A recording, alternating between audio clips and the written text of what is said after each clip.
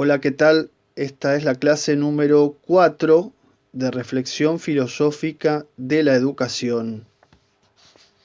Estamos en el eje 2, problemas filosóficos en el contexto actual. Primer punto de ese eje 2, pedagogía y nuevas infancias.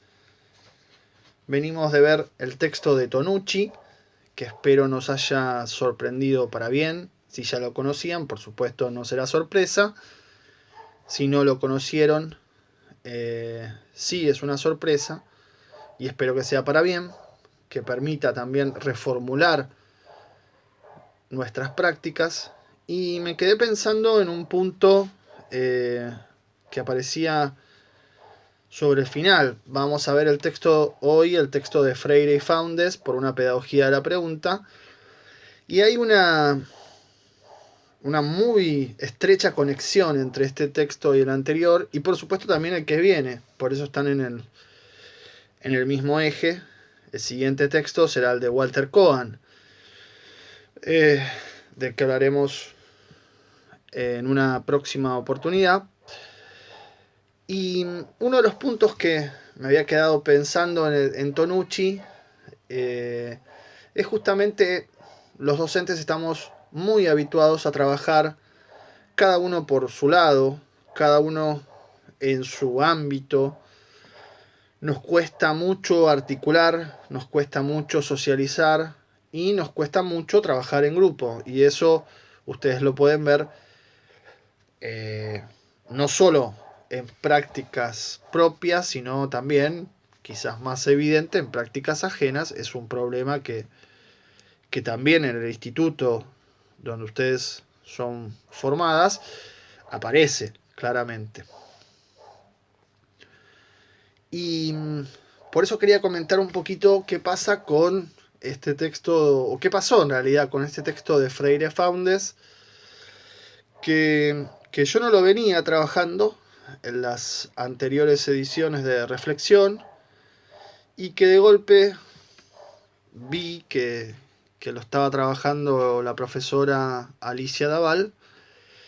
Me llamó la atención, me puse a prepararlo, a verlo, y me gustó, y entonces incorporé esto como una propuesta también de ella, básicamente también porque con Freire suele pasar algo que bueno, a veces se ve en todas las carreras, en todas las materias, y a veces pasa que no se trabaja en ninguna. Y eso sería terrible que suceda, que terminen el profesorado y no hayan conocido a Paulo Freire. Por eso me parecía ineludible, por lo menos, tomar algo de Paulo Freire, por más chiquito que sea, de toda su gran obra, y que nos permita tener una pincelada, aunque sea, también para ver si se despierta la curiosidad. Por lo pronto, Paulo Freire es un autor muy conocido, eh, muy importante a nivel mundial, pedagogo brasilero, eh, ya fallecido, ¿no? Hace bastante, en el 97, en el año 1997, pero que ha dejado una obra impresionante. La obra más conocida de él se llama Pedagogía del Oprimido, pero tiene muchos otros libritos y un estilo realmente de escritura muy accesible, muy eh, familiar, en el sentido de que uno puede leerlo sin mayores problemas, y que además nos interpela. Es inevitable que cuando uno lee Freire, como nos puede haber pasado con Tonucci, ¿no? Son autores que sacuden presupuestos que nosotros teníamos sobre la práctica, sobre el rol docente, esta cuestión que venimos planteando del posicionamiento docente. Y este libro en particular tiene un título muy interesante, Por una pedagogía de la pregunta, como anticipamos la vez pasada, crítica a una educación basada, el subtítulo, ¿no? Crítica a una educación basada en respuestas a preguntas inexistentes. Justamente el texto que vamos ahora a analizar más en detalle recupera la fuerza, o pretende recuperar la fuerza de la pregunta, lo que Tonucci podría llamar el problema, ¿no? El problema que inicia y también motiva la investigación. Y el texto, sorprendentemente, también es de 1985, es decir, tiene también sus años, con sucesivas reediciones, y en realidad es una coautoría, no es solo de Paulo Freire, sino también de Antonio Faundes, que no es tan conocido, es un filósofo y pedagogo chileno, que tengo entendido que vive, debe ser ya un hombre grande, como Tonucci, por supuesto, y que se conocieron por exilios. Bueno, Freire estuvo por distintos lugares del mundo, y Faundes también. Fueron exiliados por gobiernos militares en sus distintos países y trabajaron juntos también en distintos lugares del mundo. Y este texto está planteado como una charla, no muy guionada, no muy preestablecida, sino más bien espontánea. Cada uno va diciendo lo que le parece sobre determinados temas, y en realidad lo que se ve es como una gran armonía, o por lo menos cierta familiaridad de pensamiento entre uno y otro. Y de este texto hemos tomado una parte de la primera parte, un recorte de la primera parte, que se titula El acto de preguntar, ¿no? Cómo ir más allá de una pedagogía de las respuestas. Bien, ahora sí, ya entrando en el texto, lo que sorprende, les va a sorprender quizás en la primera lectura, es que aparece el tema de la ideología. Y uno dirá, ¿qué tiene que ver la ideología con la infancia? Bueno, tiene muchísimo que ver. La ideología, la palabra ideología, bueno, tiene mucha historia, sería un poco extenso ponerme a hablar de ese tema acá, pero básicamente significa sistema de ideas. Las ideologías van variando, las ideologías no coinciden entre sí, plantean distintas visiones de mundo, muchas veces incompatibles u opuestas por lo menos. Y esta sería lo que habría que... Yo lo planteo como una afirmación, pero se debería plantear como una hipótesis o una pregunta también. ¿Hay ideología en la infancia? ¿Hay visiones sobre cómo tiene que ser la infancia, cómo tiene que ser los aprendizajes, cómo tiene que ser ese niño o niña en un futuro? ¿Qué está bien enseñarle y qué está mal enseñarle? ¿Es potestad de la escuela? ¿Es potestad de los padres? ¿Es potestad del Estado? ¿Es potestad del docente enseñarle, no enseñarle tal cual cosa? ¿Qué está bien, qué está mal? Bueno, claramente ven que ese terreno es terrible, no es un terreno sencillo de resolver, con lo cual la ideología aparece. Voy a poner un ejemplo actual, que es el tema de la educación sexual integral. La educación sexual integral está en la normativa como algo que se tiene que enseñar efectivamente, y está visto desde cierto ámbito como una decisión ideológica, ¿no? Es decir, que en el sentido negativo de la palabra ideología, como respondiendo a determinados intereses ideológicos. Y sin embargo, primero que no se lleva en todos los casos o en todos lados a la práctica, o sea, no se enseña. Pero además, la posición contraria, aquella que niega que se deba enseñar educación sexual integral en la escuela, también es una posición ideológica. Es una posición ideológica. Y ahí ustedes pueden ver cómo se cruza, cómo se mete de golpe con visiones de mundo, visiones de la infancia, visiones de la educación, que no son laicas, por ejemplo, sino religiosas, por ejemplo. Se meten y se meten como la verdad. Ahí hay un problema. No como una verdad entre muchas, sino como la verdad. Lo interesante, decir la educación es un hecho ideológico, o como dice Freire, mi presencia en el aula, no en este texto sino en otro, mi presencia en el aula es una presencia política.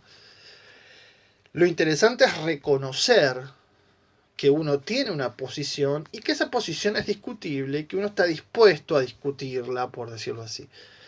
Pero los dogmáticos, los que se dicen aideológicos o antiideológicos,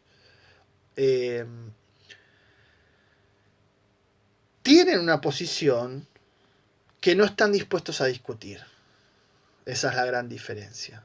O sea, son autoritarios, diría Freire, no son verdaderamente democráticos.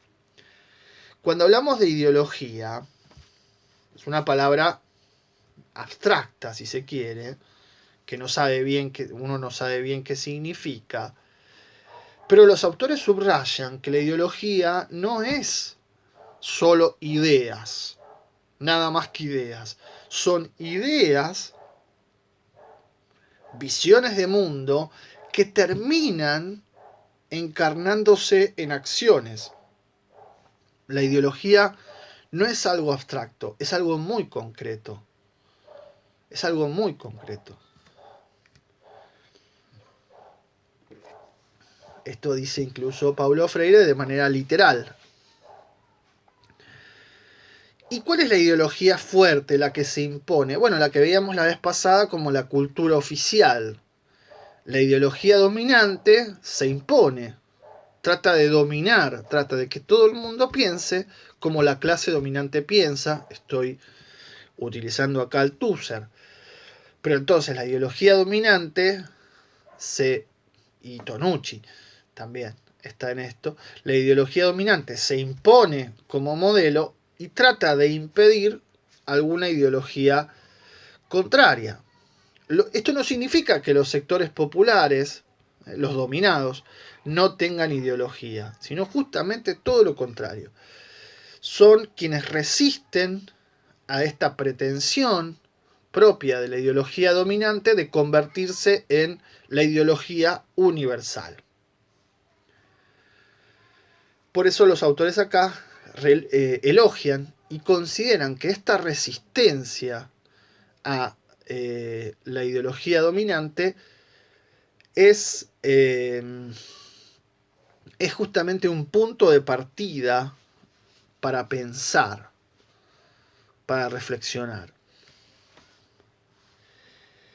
Pero también se plantean ellos mismos, como educadores, qué relación tienen que tener con el pueblo. Este es un tema que en Freire aparece siempre. Cómo el educador se relaciona con el pueblo.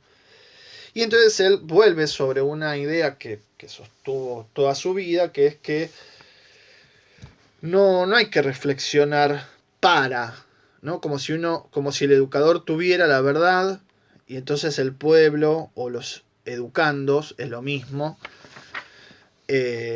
solamente estén ahí esperando que el educador les revele esa verdad. Hay que reflexionar hay que problematizar, hay que dialogar, hay que construir el conocimiento. Y por eso habla de una comunión, ¿no? Que también es otro concepto muy fuerte, con connotación religiosa. Hay que decir, estos dos autores tienen una vinculación con la iglesia. Por supuesto que no son bueno, no son de la parte más querida de la iglesia. De hecho, el presidente Bolsonaro de Brasil quiere prohibir la enseñanza de Paulo Freire. Está bien que, bueno, es un tipo bastante particular, ¿no? Este presidente de Brasil, pero bueno. Quiero decir, no forman parte de el pensamiento oficial de la iglesia, por supuesto, sino más bien todo lo contrario. Y más todavía en esta época, ¿no? Estamos hablando de 1985. Pero entonces, Freire tiene una frase muy famosa en la pedagogía del oprimido que es: nadie libera a nadie, nadie se libera solo, los hombres, hoy diríamos los seres humanos, los hombres y las mujeres, se liberan en comunión, ¿no? En trabajo conjunto, esto que pedía también Tonucci, el trabajo en grupo. Y también, coincidiendo con lo que veíamos en Tonucci, plantean estos autores, hay que ir primero a lo concreto, a la realidad, y después al pensamiento, y no al revés, ¿no? Como si el pensamiento sirviera para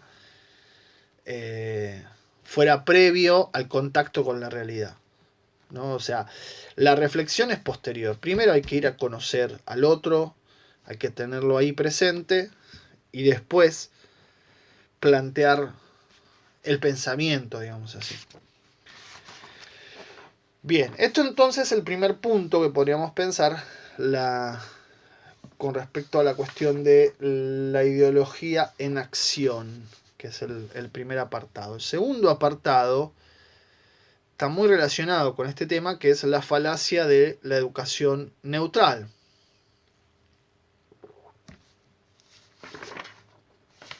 Segundo apartado que tenemos nosotros en el recorte, ¿no? La falacia de la educación neutral,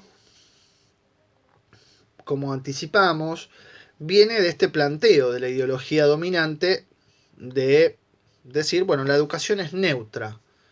No, y esto ya lo vemos incluso en el profesorado, año, no voy a decir 2020 porque no me lo van a creer, pero 2019 sí. Hemos escuchado docentes enojadísimos en medio de reuniones decir, pero esto no es política, esto no es ideología, esto es educación. Y la educación no tiene ideología, no tiene política. Esto lo hemos escuchado de docentes que siguen estando en el profesorado y que siguen creyendo. Además lo dicen muy enojados, muy convencidos, algunos sacados incluso, ¿no? Bien, ese es el argumento típico de la ideología dominante. O sea, no se considera ideológica, sino neutra. Y cuando se dice neutra es ni de un lado ni del otro, como si no tuviera posición. Y en cierto sentido es verdad, no tiene posición. No es que toma una parte y ahí pone su posición. Toma todo, en realidad, y entonces se enoja y no quiere discutir en el fondo, porque hay una verdad, y es la verdad de la clase dominante. Entonces, al tomar todo, no soporta algo distinto a su posición. Considera la ideología dominante que hay una verdad, que es su verdad, y que está dada, que es evidente, ¿no? Y que es irrefutable. Esto no se condice para nada, sino está en la vereda de enfrente de una pedagogía de la pregunta, que no puede considerar una verdad primero como única y segundo como dada, ¿no? E indiscutible. Es una cosa ridícula, es antidemocrático, es autoritario, etc. La verdad es un problema, plantean los autores, y hay que buscar, es un problema para iniciar una búsqueda, una investigación, efectivamente, y es un proceso, quizás se llegue a una verdad en el resultado, pero producto del diálogo. Y acá aparece una cuestión muy interesante, que es la importancia que para estos autores tiene el diálogo. Es fundamental. El diálogo es el ida y vuelta, es el ir construyendo, ponemos un poco, y vamos armando entre todos. Y sin embargo, creo que es Foundes el que dice, los estudiantes no les gusta el diálogo. Y esto es verdad. ¿Por qué? ¿Y por qué no? Porque sale de la lógica del que enseña y el que aprende. Sale de lo bueno de tener una verdad que ya está, no la discutamos mucho, a ver si se nos cae, y entonces a partir de ahí nos asentamos y podemos seguir. Entonces, el estudiante o la estudiante ve el diálogo como un problema, y cuando el profesor duda o dice que algo no lo sabe, como una debilidad. Y Freire vuelve sobre esta cuestión también, importantísima, criticando, al igual que Tonucci, la unilateralidad del proceso de enseñanza-aprendizaje, dice, esto nunca es unilateral. El que enseña, aprende, y el que aprende, enseña. Siempre es enseñanza y aprendizaje de los dos lados, es dialéctico, es mutuo, implica un compromiso. El que enseña aprende, esto es muy importante. Aprende obviamente enseñando, aprende de su enseñar. Se supone que uno mejora con los años. Se supone. Se prepara mejor. Pero también aprende de su educando, claramente.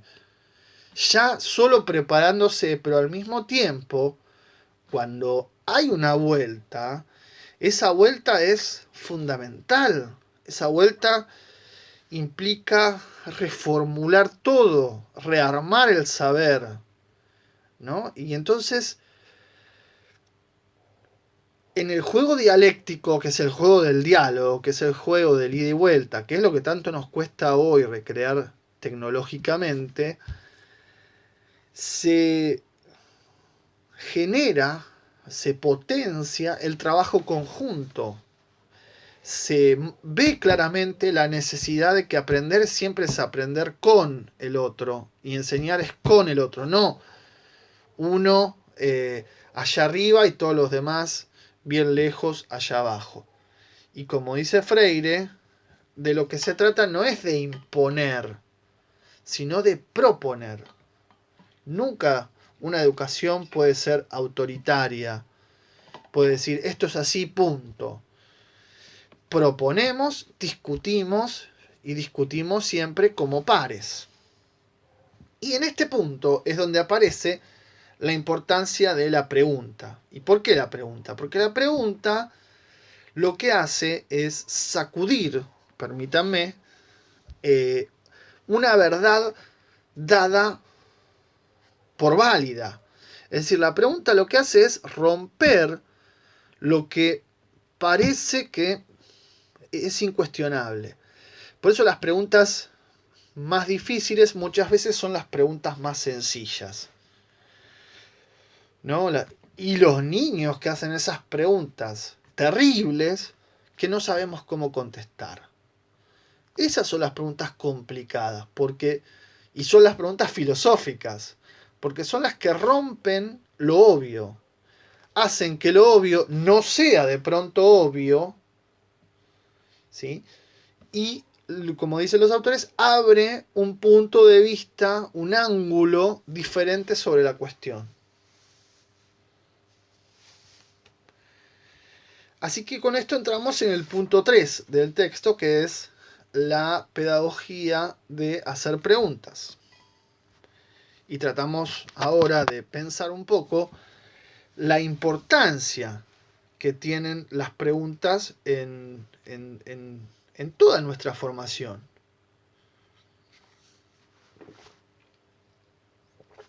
Creo que es Foundes que dice que se han olvidado las preguntas, ¿no? En la enseñanza se han olvidado las preguntas. Tanto el profesor como los estudiantes las han olvidado. Esto está en página 69. Hemos olvidado preguntar. Por eso acá, claro, vamos muy rápido, pero acá nosotros tenemos una pregunta fundamental, que es cómo es nuestro contexto actual, qué ha cambiado, por qué tenemos problemas en educación, ¿no? Entonces, esas preguntas se están dando vuelta. ¿Y qué puedo hacer yo frente a eso? ¿Cómo puedo trabajar? ¿Cómo puedo posicionarme frente a eso? Esas preguntas siempre están ahí. Ahora, tampoco pretendemos agotarlas, decir, bueno, acá está la fórmula de la felicidad y chao. Hemos olvidado entonces, creo que Foundes dice esto, que todo conocimiento comienza con una pregunta, ¿no? Y acá también conexión con Tonucci. La curiosidad. No estamos habituados a usar la curiosidad como un móvil fundamental, que es el móvil para conocer. Más bien todo lo contrario. Queremos las respuestas terminadas para no curiosear más. Hoy la educación es respuesta y hablan de una castración de la curiosidad, ¿no? Y un movimiento unilineal o unilateral donde además el estudiante se acostumbra. Recuerdo una clase de didáctica inolvidable donde un estudiante había hecho un trabajo, escrito un trabajo, varias páginas, que no tenía ninguna afirmación, eran todas preguntas, ¿no? Y el profesor le pidió que lo lea. Y llegó a un punto que era terrible. Las preguntas eran más y más, y cada vez más preguntas, y era como una angustia creciente, una incerteza total, incómoda. Y todos sentimos, esto lo conversábamos después, un gran alivio cuando esas preguntas terminaron.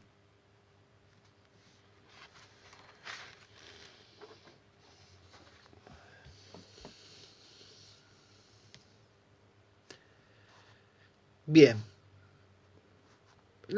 También hay preguntas y preguntas, ¿no? Uno podría decir.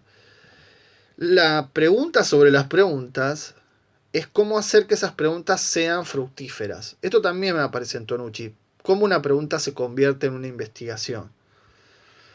Por supuesto que esas preguntas que sirven, las preguntas que mueven, son preguntas desafiantes, son preguntas incómodas, como les decía antes, que sacuden esa pretensión de verdad universal, ¿no? Válida, etc. Pero que también incomodan para el que pregunta, ¿no? Esto también es un dato interesante. ¿Qué sancionada está la actitud del estudiante que pregunta? Está sancionada, pero por los propios estudiantes. Bueno, acá Freire cuenta, ¿no? Que desde pequeños se suele reprimir a los niños cuando entran en la edad del por qué o del qué es esto y qué sé yo. No, salí de acá, basta de preguntar. La pregunta nunca es... Y cuenta la anécdota de cuando él viajó a Buenos Aires y fue a un barrio marginal y dijo, bueno, yo no vengo acá a hacer discursos, qué sé yo, vengo a conocerlos a ustedes, a conversar. Y una persona, creo que es un muchacho, no me acuerdo, dijo, bueno, muy bien, nos gusta eso, que no venga acá a discursear. Yo tengo una pregunta y ¿qué significa preguntar? Este es un tema interesante, preguntar y qué preguntas realmente tienen fuerza, sirven para mover. Y los autores coinciden en que las preguntas tienen que ser auténticas, hay que vivirlas, no hay que fingirlas. Y hay que aprender a preguntar. Cuando una pregunta es todo un arte la pregunta, ¿no? ¿Cuáles preguntas realmente nos estimulan y estimulan a la sociedad? Nos llaman la atención. Es un arte que además no trabajamos. Esto es terrible. No trabajamos en la formación docente el arte de la pregunta y de cómo ir sacándole el jugo a las cosas. Y no es solamente, dicen los autores, un juego intelectualoide para ver quién, ay, cuánto sabe. No, preguntar es un trabajo de problematización. Por eso hablan de vivirlo también, ¿no? Y por supuesto, coincidiendo también con Tonucci, las preguntas tienen que estar vinculadas con la realidad.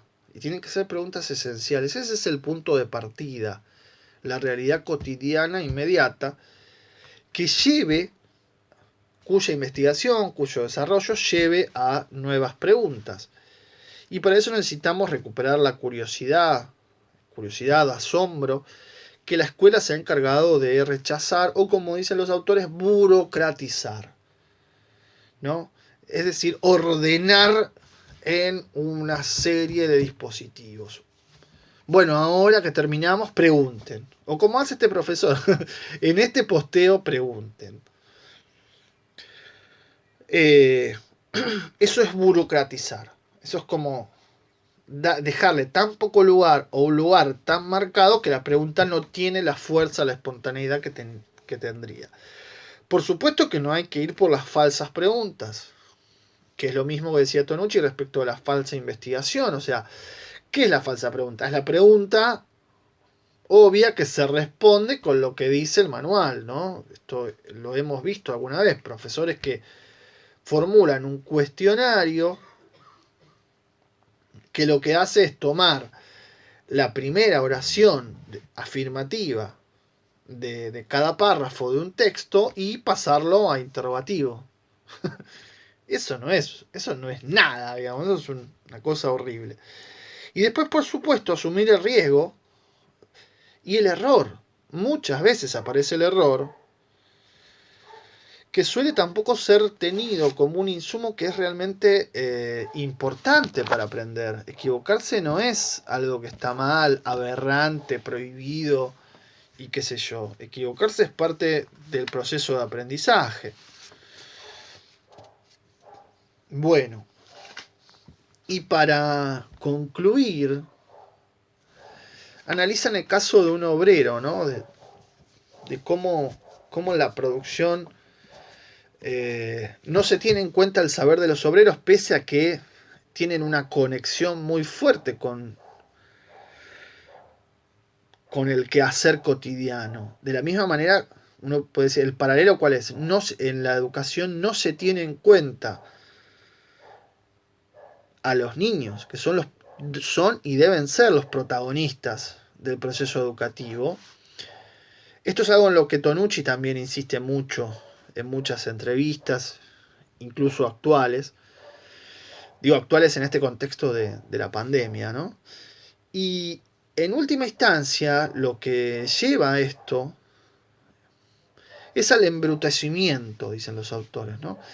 Se embrutece, se genera una disciplina para recibir y repetir, reproducir respuestas y una adaptación al proceso, ¿no? Es decir, el estudiante, la estudiante que va bien es la que se adapta a las condiciones que le son impuestas, las reproduce y bueno, de esa manera se consolida el autoritarismo propio del sistema capitalista, es decir, teniendo sujetos dóciles, sujetos obedientes y que hagan lo que le dicen que hagan, lo que le dicen que tienen que hacer. Por eso en ese esquema la pregunta es incómoda, completamente incómoda. Bien, hasta acá entonces el texto de Freire. La infancia es una etapa de muchísimas preguntas permanentemente. ¿Qué hacemos con esas preguntas? ¿Cómo las canalizamos? ¿Cómo las llevamos para algún lugar? ¿Cómo convivimos con la pregunta? Porque la pregunta también es incómoda, pero es incómoda para todos. Como que uno no puede estar todo el tiempo bajo la pregunta, sino que en algún momento tiene que hacer como algún proceso de intento de respuesta sobre esa pregunta. Y cómo hacer, esta es la pregunta de las preguntas, cómo hacer para que las preguntas sirvan para abrir caminos, no para cerrarlos, para abrir investigaciones, para reactivar permanentemente esa curiosidad, para estar, como va a decir el próximo texto, el de Walter Cohen, abiertos a la experiencia de lo nuevo y al conocimiento de lo nuevo, abiertos al aprendizaje permanentemente, y no cerrándolo. Bueno, eso es un arte que hay que trabajarlo mucho como docentes. Bueno, hasta acá entonces el texto de Freire y Foundes por una pedagogía de la pregunta. Próxima vez seguimos con el texto de Walter Cohen, que es el texto número 5 y que se titula Una educación de la filosofía a través de la infancia.